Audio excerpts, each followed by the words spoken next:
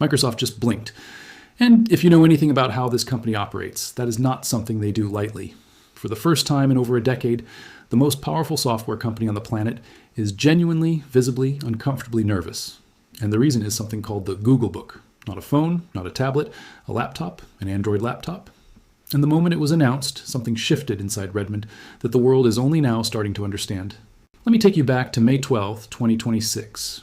Google holds an event called the Android Show, a pre-Google I/O preview stream on YouTube. No stadium, no massive keynote crowd, just a live stream. And in that live stream, Google quietly dropped what might be the single most consequential product announcement in the PC industry since Apple launched the MacBook Air with the M1 chip. They called it the Googlebook. And within hours, every major tech publication on the planet had the same question. Is this the beginning of the end for Windows? Now, before you roll your eyes and say you've heard this before, and yes, people have been predicting Windows is dying since the early days of the iPad, stay with me, because this time the story is different. This time the threat is coming from the inside, from the same companies that have been building Windows laptops for 20 years. Dell, HP, Lenovo, Acer, Asus. These are not fringe manufacturers hedging their bets. These are the backbone of the Windows PC industry, and every single one of them just signed onto the Googlebook platform. Let that sink in for a second. The companies that built their entire business model around Windows have quietly started preparing an exit ramp. So what exactly is the Googlebook? Here's where it gets interesting. It is not a Chromebook. Google wants you to know that very clearly. In fact, the whole announcement is essentially Google standing up in front of the world and saying, yeah, Chromebooks were fine, but this is what we actually wanted to build all along. The Googlebook runs on Android, the same operating system that powers over 3 billion smartphones worldwide, but combined with the best parts of Chrome OS and rebuilt from the ground up with a full desktop experience.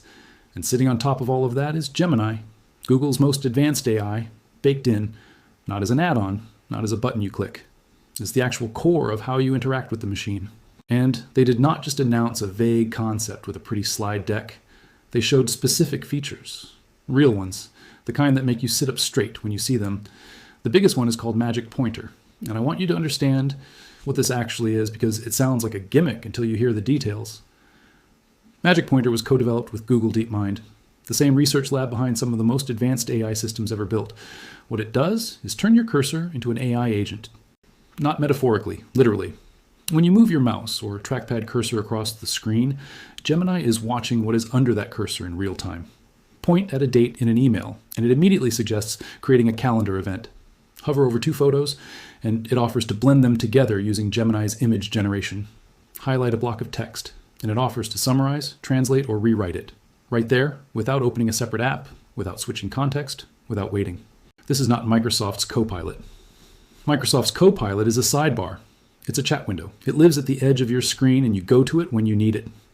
What Google built with Magic Pointer is the opposite philosophy entirely. The AI comes to you. It watches what you're doing and it offers help at the exact moment you might need it. That is a fundamentally different way of thinking about what AI on a computer should feel like. And whether or not Magic Pointer turns out to be genuinely useful in daily use, and that is still an open question since these devices have not shipped yet, the fact that Google took that philosophical risk is a direct challenge to every assumption Microsoft has made about how to build an AI PC. Then there's the glow bar. On every single Googlebook device, regardless of which manufacturer built it, there's an LED strip embedded in the back of the lid. It glows, it pulses. It reacts when Gemini is active. It is, in a word, unmistakable. You will know when you see one across a coffee shop or a classroom or an airport lounge that the person is using a Googlebook, not a generic laptop, not just another black rectangle, a Googlebook.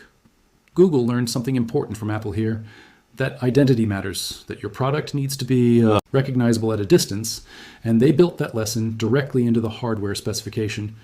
Every partner, every manufacturer, every device in the Googlebook lineup has the glow bar. It is non-negotiable. That is the badge.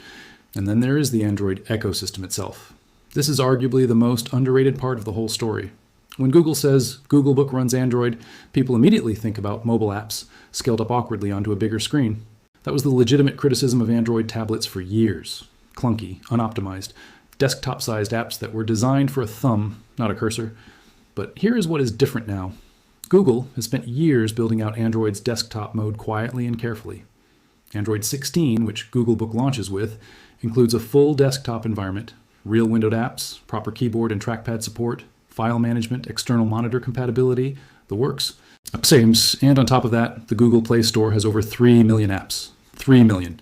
That includes Microsoft Office, Adobe Apps, Spotify, Slack, Zoom. Every major productivity and communication tool a regular person uses in their daily life is already on Android and already optimized.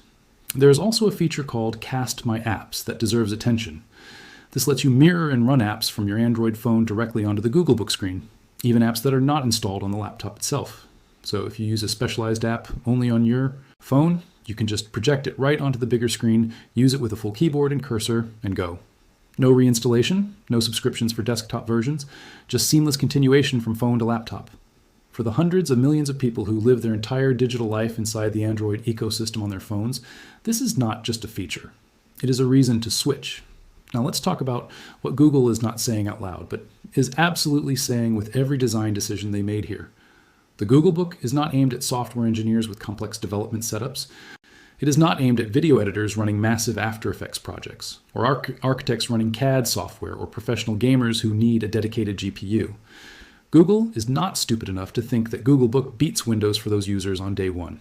What Google is saying, quietly through the product itself, is that those users are not the majority.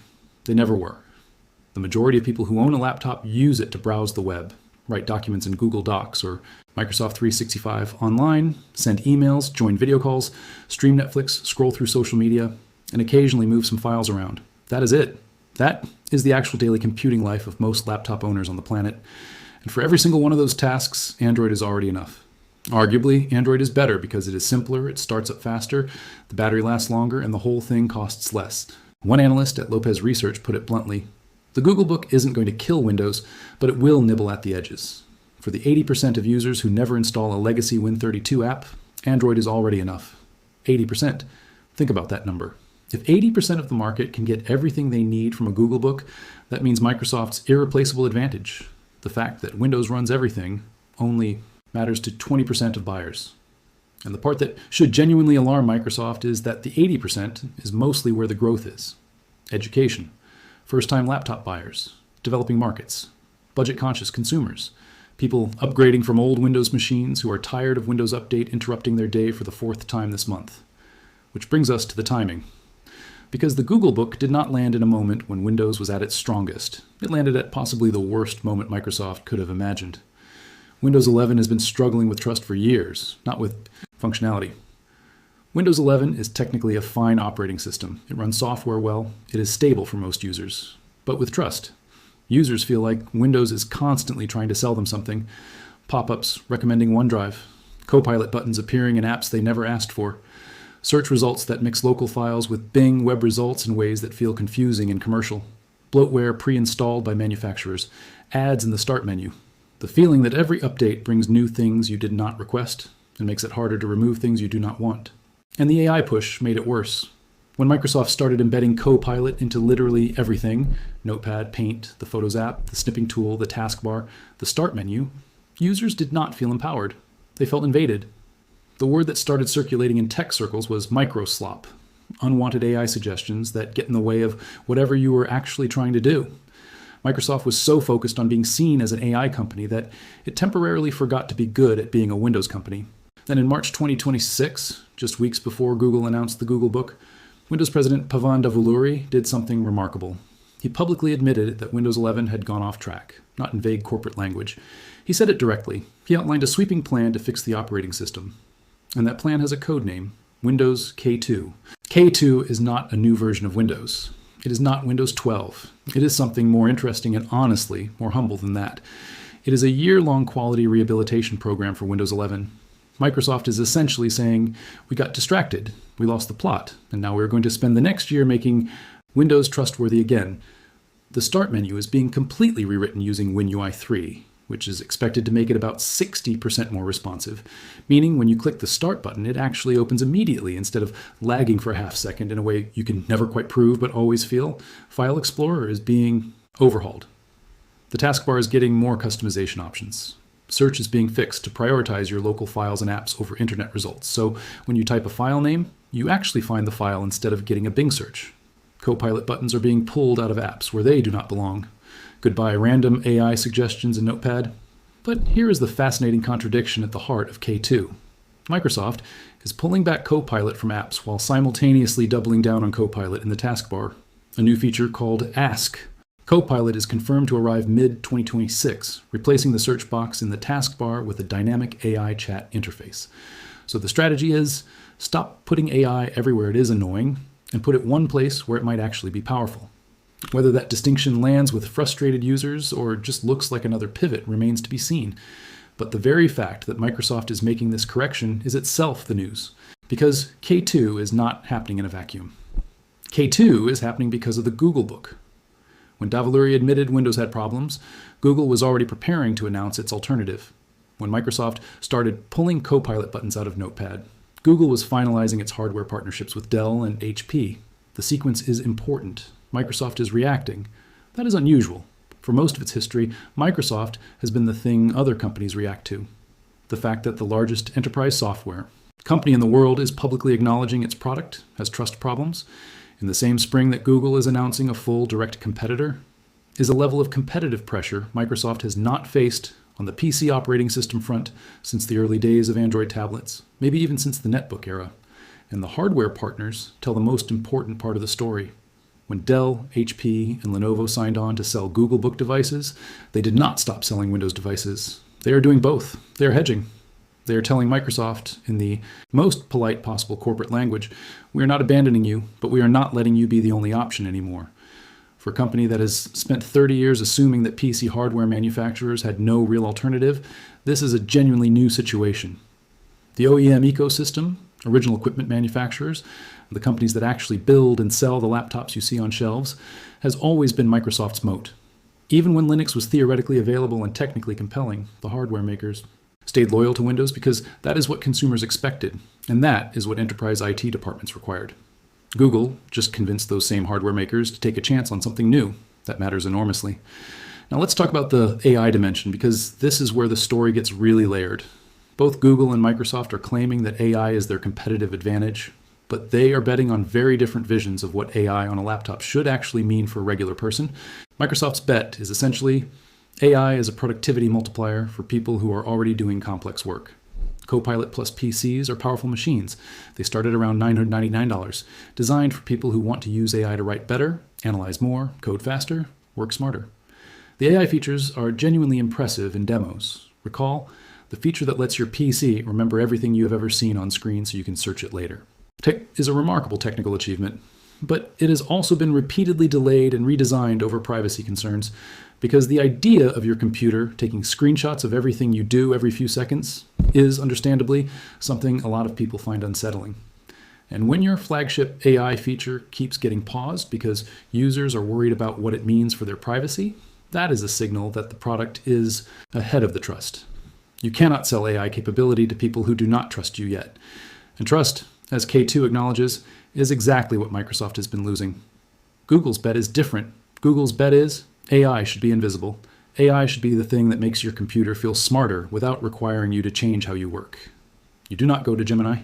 Gemini comes to you through the cursor, through the context of what is on your screen, through the apps you are already using. Whether that approach is actually better is genuinely debatable. Sometimes people want to talk to an AI assistant. Sometimes they just want to work without interruption. But philosophically, Google's approach matches more naturally with how most people think about tools. Good tools get out of the way. They make the task easier without drawing attention to themselves. And then there's the price. This is the variable that nobody is talking about loudly enough. Microsoft's Copilot Plus PCs, the ones with the dedicated AI processing hardware and the full suite of AI features, start at about $1,000. Google's Googlebook. Devices are being positioned as premium alternatives to Windows laptops. But premium in the Google definition means high quality at a price more people can afford.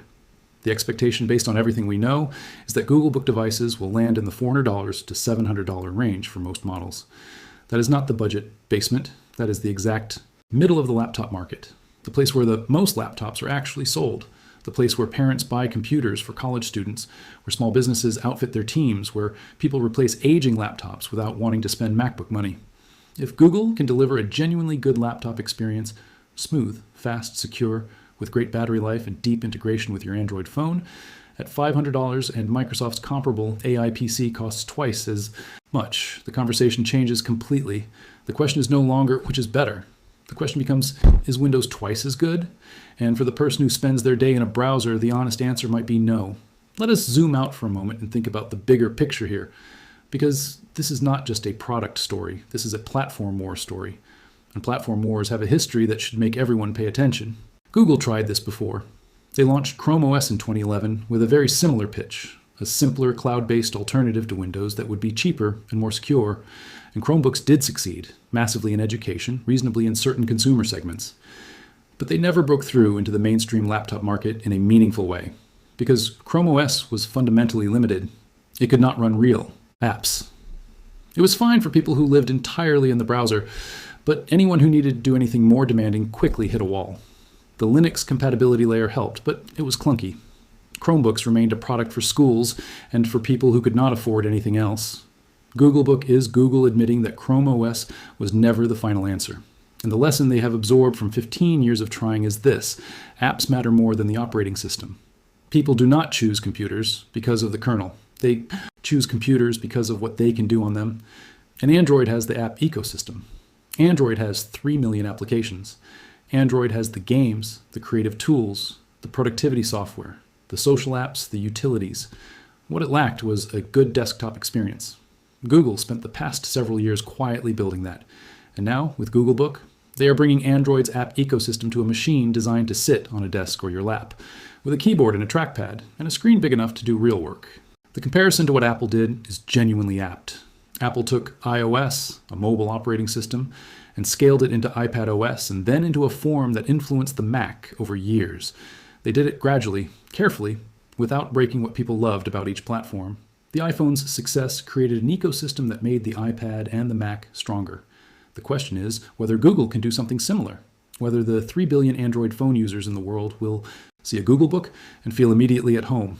Not because they learned something new, but because it already feels like the phone they carry in their pocket, just bigger and more capable. Microsoft has a real answer to this in the enterprise space, and it is important to be honest about that. For businesses, Windows is not just a preference, it is infrastructure, Active Directory, group policy, Intune device. Management. Win32 applications that have been running the same way since the Windows XP era and cannot be rewritten or replaced. Decades of institutional muscle memory embedded in IT departments that know Windows inside out and have exactly zero incentive to retrain their entire workforce on Android. In the enterprise, Microsoft's moat is deep, it is wide, and it is filled with integration that Google simply cannot replicate overnight. The Googlebook is not walking into that market and winning in year one. That is not where this battle gets interesting. Where it gets interesting is at the edges. Students, creative freelancers, small business owners who live in Google Workspace anyway, families buying a second laptop for a kid, first-time laptop buyers who already have an Android phone and an Android tablet and just want something that feels like the rest of their life. In all of these cases, the loyalty to Windows is thinner than Microsoft thinks. The only thing keeping many of these users on Windows is the habit of it and the fear of switching to something unfamiliar. If Google can make Googlebook feel immediately familiar to anyone who owns an Android phone, the unfamiliarity argument disappears, and the timing issue keeps coming back. The Windows 11 end of support deadline for Windows 10 passed. Hundreds of millions of PCs that cannot upgrade to Windows 11 due to hardware requirements, specifically the TPM 2.0 chip requirement, are sitting in homes and offices around the world. Those users need to buy something new. When they walk into a store or shop online this fall, they will for the first time see a Googlebook sitting next to a Windows laptop on the same shelf, made by the same manufacturer, Dell or HP or Lenovo, at a lower price. For a meaningful percentage of those buyers, especially the ones who are already frustrated with Windows, the Googlebook is going to look very interesting. This is not a theoretical future. This is a retail reality that arrives in a matter of months. Microsoft knows this. The urgency behind K2 makes more sense when you understand the timeline. The public acknowledgement that Windows 11 went off track, the rollback of Copilot from consumer apps, the focus on speed and reliability and trust. These are all moves being made knowing that fall 2026 brings a real competitor to the shelves. K2 is not just an internal quality project. It is competitive preparation. Microsoft is trying to clean house before the guests arrive. There's also the question of what happens at Google I/O 2026, which takes place on May 19th and 20. The Googlebook announcement on May 12th was a preview, a signal shot. Google I/O is where the full technical details will come out. Developer tools, full specifications for Magic Pointer and the Gemini integration, final details on which Chromebooks from 2021 onward will be eligible to transition to the Googlebook experience, pricing tiers, the complete software roadmap. Every developer who builds Android apps will have spent the weeks between the announcement and I/O thinking about what Googlebook means for their app, whether they need to optimize for a larger screen and a cursor, whether the new platform opens up revenue opportunities they did not have before. This is how ecosystems ignite, not with a single announcement, but with the cascade of decisions that follow. And the developer story matters because it is where Googlebook's long-term success or failure will ultimately be written. If major app developers look at Googlebook and decide it is a platform worth investing in, if they build proper desktop-optimized versions of their apps, if they take advantage of the desktop mode features, if they treat it as a first-class platform and not an afterthought, then Googlebook has a real chance to become something significant. If developers treat it the way many treated the first iPad, as a curiosity to be adapted to with minimal effort, then Googlebook will be a premium Chromebook that sells well in some markets and never quite achieves the breakthrough Google is clearly hoping for. Microsoft's argument to those developers is straightforward. Windows has 1 billion users, 1 billion active Windows devices in the world. No matter what Google does this fall, you're not going to walk away from a 1 billion user platform for a brand new one that is not shipped yet. That argument is hard to refute, and it is exactly the argument that kept Windows dominant through every previous challenge: the netbook era, the tablet era, the Chromebook era. The installed base is too large, the enterprise dependency is too deep, the switching cost is too high. Microsoft has been right about that argument every single time it has made it. But there is a version of this story where Microsoft is right again. Googlebook captures some market share, forces Windows to improve, and ultimately both platforms coexist with Windows dominant in enterprise, and Googlebook stronger in education and consumer. And there is a version where something changes, where enough mainstream users have a good enough experience on a Googlebook that the cultural tide slowly turns, where the story of what a laptop is allowed to be gets rewritten from the ground up. Apple proved it can happen. The Mac went from a platform that required a tribal commitment to a mainstream consumer choice. It did not happen in 1 year. It happened over 15 years of patient, consistent, excellent product work.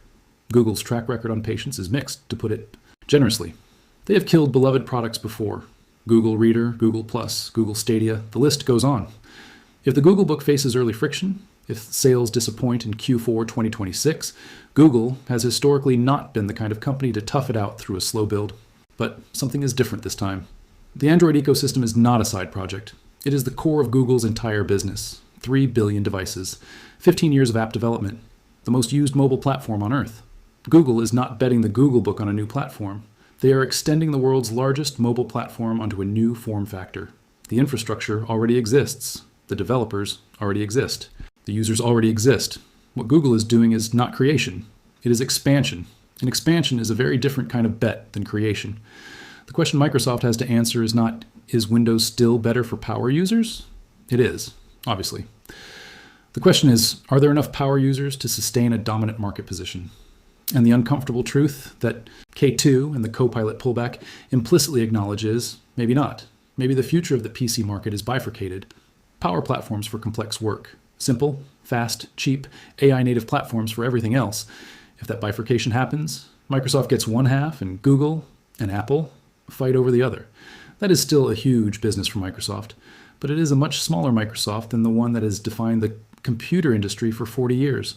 There is one more thing worth saying, and it is the thing that all the product analysis and market share projections tend to miss. This story is ultimately about what it feels like to use a computer, not what it is capable of, not what it costs, what it feels like. Windows at its best feels like a workshop. Powerful, customizable, full of tools, and capable of anything if you know where to look. Windows at its worst feels like an office you did not design, full of furniture you did not choose, that keeps rearranging itself while you're trying to work. Google's pitch with Googlebook is that a laptop can feel like your phone. Familiar, personal, immediate, smooth, something that just works every time without asking you to manage it. Whether that promise holds up when the devices ship, when real users put them through real days of real work, is the story we are all waiting to see. Fall 2026 is the deadline. That is when the Googlebook goes from a keynote slide to something you can hold in your hands, open on a desk, and actually judge. And when that moment arrives, the tech industry will be watching more closely than it has watched any new laptop platform in a very long time. Microsoft blinked. Google took the shot. And the most interesting chapter of the PC wars in a generation is just getting started.